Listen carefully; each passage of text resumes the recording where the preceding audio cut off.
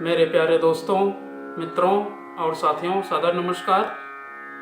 मैं हूं आपका इष्ट मित्र दोस्त मिस्टर शांतिलाल डंसेना, बड़े डूमरपाली, रॉबर्टसन, खरसिया, जिला रायगढ़, छत्तीसगढ़, भारत से हूं।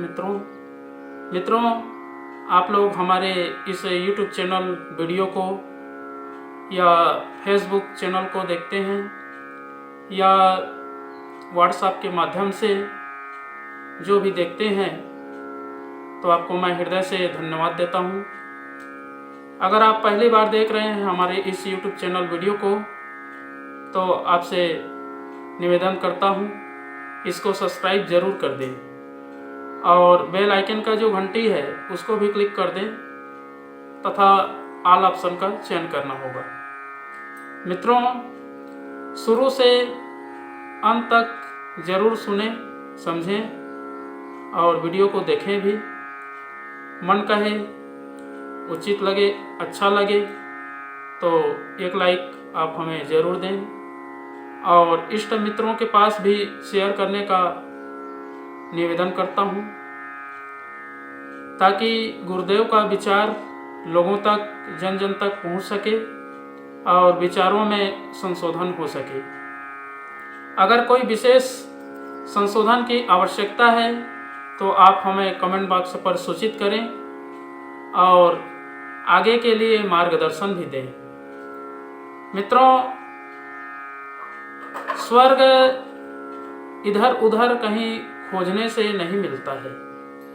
अगर हम अपने दृष्टिकोण को, अपने जो देखने की शैली है उसको परिष्कृत करेंगे, तभी स्वर्ग की प्राप्ति होती है।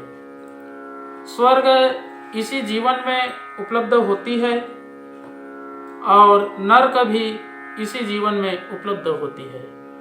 अगर हम वासनाएं और निकृष्ट भावनाएं को अपने जीवन में समावेश करते हैं तो फिर नरक की ओर आगे बढ़ रहे हैं।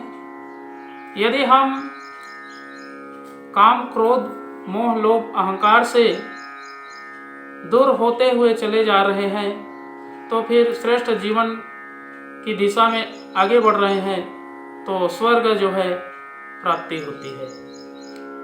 व्यक्ति का दृष्टिकोण समुन्नत रूप से उच्च श्रृंखलता की ओर होनी चाहिए, श्रेष्ठ भावना के साथ में परिपूर्ण होना चाहिए, तभी संभव है। स्वर्ग और नरक इसी लोक में उपस्थित है। हम अपने आप को समझें, जानें, समझें, अनुभव करें। मनुष्य ही एक ऐसा प्राणी है जो बीच में खड़ा हुआ है, आगे भी जा सकता है, पीछे भी जा सकता है। अगर हम चाहें तो आगे बढ़ने के लिए प्रयास करते हैं तो आकाश तत्व से विभिन्न प्रकार के शब्द हैं, विचार हैं, भावना हैं, अनायास मस्तिष्क में प्रवेश करती है और आगे बढ़ाने में सहयोग करती है। अगर हम निकृष्ट भावनाओं को देखें, नदी का पानी नीचे की ओर अपनी गति से अनायास बह जाती है, उसी तरीक़ा से हम अपने जीवन को भी निकृष्ट दिशा में यदि प्रेरित करें तो अनायास काम, क्रोध, मोह, लोभ, अहंकार में फंस करके हम अपने जीवन को नरक बना सकते हैं। मित्रों, ईश्वर ने हमें विवेक दिया है, बुद्धि दिया है, ज्ञान दिया है। अगर हम बुद्धि रूपी तराजू से तौलते हैं कि हमें स्वर्ग जाना है या नरक जाना है, ये अपने विचारों के ऊपर, अपने दृष्टिकोण के ऊपर निर्भर होता है। अगर हम कोई श्रेष्ठ विचारों को जीवन में अवतरण करते हैं तो फिर जीवन जो है साकार बन जाता है और श्रेष्ठ मार्ग पर आगे बढ़ के लक्ष्य को भी प्राप्त करता है। और यदि हम निकृष्ट भावनाओं को जीवन में सिरोधार्य किए हैं तो फिर इस मायावी प्रपंचों में उलझकर ईश्वर का राजकुमार मनुष्य जो है हमेशा कलुषित कलमश कसाय से कलंकित हो जाता है और जीवन को अधोगामी नरक की ओर बढ़ा लेता है और जीवन एक कंकाल की तरह बन जाता है। मित्रों, अगर हम अपने सूक्ष्म जगत का परिशोधन करते हैं, विचारों में, आस्थाओं में, भावनाओं में अगर आध्यात्मिकता का भाव है और ईश्वर के बताए हुए निर्देशों पर जीवन अनुगमन करता है तो समझिए जीवन में कुछ कर रहे हैं, अन्यथा सामान्य पशु पक्षी की तरह जीवन व्यतीत करके अंत समय को प्राप्त हो जाता है। मित्रों, जिसके जीवन का कोई निश्चित लक्ष्य नहीं होता है वो जीवन में भटकने के अलावा कुछ योग्यता हासिल नहीं करता है। अगर हम अपने जीवन को ऊंचे लक्ष्यों के लिए प्रेरित करें और सत्कार्य में हमेशा अपने जीवन रूपी समय का सदुपयोग करें तो फिर श्रेष्ठ मानव, महामानव बनने की एक अवसर प्राप्त होती है। मनुष्य जीवन ईश्वर के दिए हुए एक उपहार है। अगर हम इसका सदुपयोग करें और निकृष्ट भावना से हट करके श्रेष्ठ भावना की ओर अग्रसर करें तो जीवन जो है बड़ा शानदार बनता है और आनंदमय जीवन व्यतीत होता है।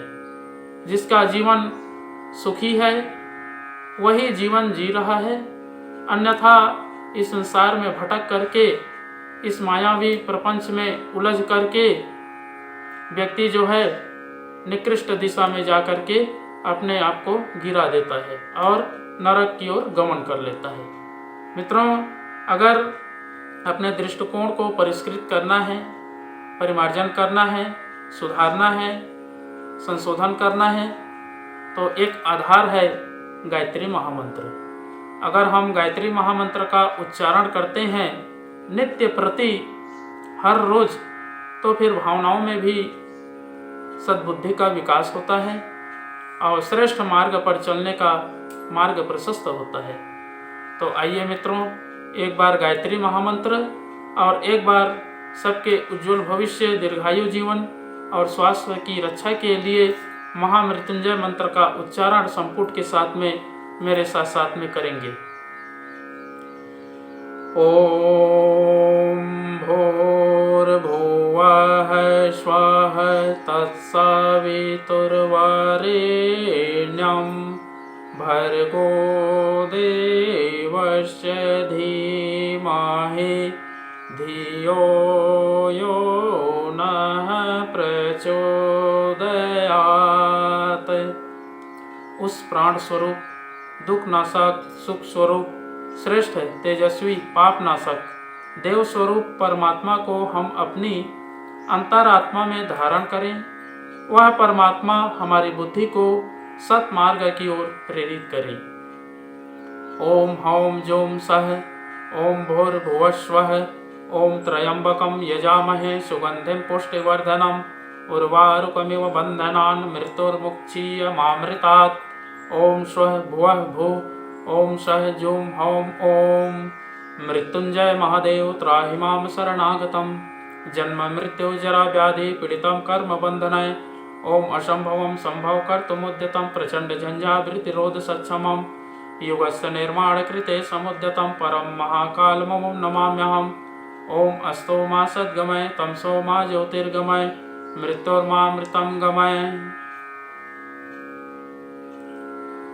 परम पूज्य गुरुदेव, वेद मूर्ति, तपोनिष्ठ, युग दृष्टा, युग प्रवर्तक, युग ऋषि पंडित श्री राम शर्मा आचार्य जी, परम वंदनीय माता जी भगवती देवी शर्मा जी और आद्य माँ गायत्री माता, धरती माता, भारत माता, प्रकृति, पर्यावरण, सूर्यदेव, महाकाल भगवान, सरस्वती माँ, लक्ष्मी माता, सभी ग्रह नक्षत्र, अखिल विश्व ब्रह्मांड के सभी देवी देवताओं के सूक्ष्म संरक्षण में जितने भी हमारे YouTube चैनल या फेसबुक के माध्यम से वीडियो देख रहे हैं, सुन रहे हैं, समझ रहे हैं, जीवन में कोई श्रेष्ठ दिशा का अनुसरण कर रहे हैं, ऐसे हमारे आत्मीय, प्रिय, सम्माननीय, परम हितैषी, देवतुल्य भाइयों, देवी स्वरूपा माताओं बहनों, आप लोगों को मेरा सदा प्रणाम। ऋषि चिंतन के सानिध्य में से आज का जो एक बहुत ही अनमोल महत्वपूर्ण सुविचार है, आपके पास लेकर के प्रस्तुत कर रहा हूँ। आज का सुविचार है मित्रों, परिष्कृत दृष्टिकोण का नाम ही स्वर्ग है। बड़ा अचूक और अद्भुत अनमोल सुविचार है। वासनाएं चोर के समान होती हैं। जिस प्रकार चोर अंधेरा देखकर निर्बल व्यक्ति को लूट ले जाते हैं, उसी प्रकार वासनाएं भी निर्बल इच्छा शक्ति वाले, निर्बल चरित्र वाले मूढ़ व्यक्तियों पर अपना हमला बोल देती है। सुदृढ़ चरित्र वाले, आस्था और साहस से युक्त व्यक्तियों से तो वे ऐसे ही डरती हैं जैसे भेड़िए से मेमना डरता है। मित्रों, जिसके जीवन का कोई निश्चित लक्ष्य नहीं होता, उसे कुकामनाएं शीघ्र ही प्रलोभन देने लगती हैं। यदि हम मानव शरीर प्राप्त करके भी लक्ष्यहीन जीवन व्यतीत करते हैं तो यह हमारा सबसे बड़ा दुर्भाग्य ही कहा जाएगा। हमें चाहिए कि अपने स्वरूप और कर्तव्य को समझें तथा तदनुरूप कार्य करें। मित्रों, वस्तुतः आत्म शांति इंद्रिय सुखों से नहीं अपितु आत्मिक संपदा बढ़ाने से मिलती है। जैसे जैसे हम गुण, कर्म और स्वभाव को उत्कृष्ट बनाते जाएंगे, वैसे वैसे हमारा अंतःकरण निर्मल बनता जाएगा तथा दृष्टिकोण परिष्कृत होता जाएगा। मित्रों, परिष्कृत दृष्टिकोण का नाम ही स्वर्ग है। वस्तुतः स्वर्ग किसी स्थान विशेष का नाम नहीं, अपितु वह तो अपने ही अंतस की भावनात्मक सृष्टि है। इस सृष्टि का विस्तार जैसे जैसे होता जाएगा, वैसे वैसे ही व्यक्ति उस कैवल्यस्यता की महत्ता में समाता हुआ सच्चिदानंद की प्राप्ति में समर्थ होगा, जो उसकी जीवन यात्रा की अंतिम परिणति है। बहुत बहुत धन्यवाद मित्रों। अगले बार नए विचार लेकर के, नए वीडियो के साथ में, नए तथ्यों और रहस्यों के साथ में आपके पास फिर प्रस्तुत होंगे। सादर नमस्कार।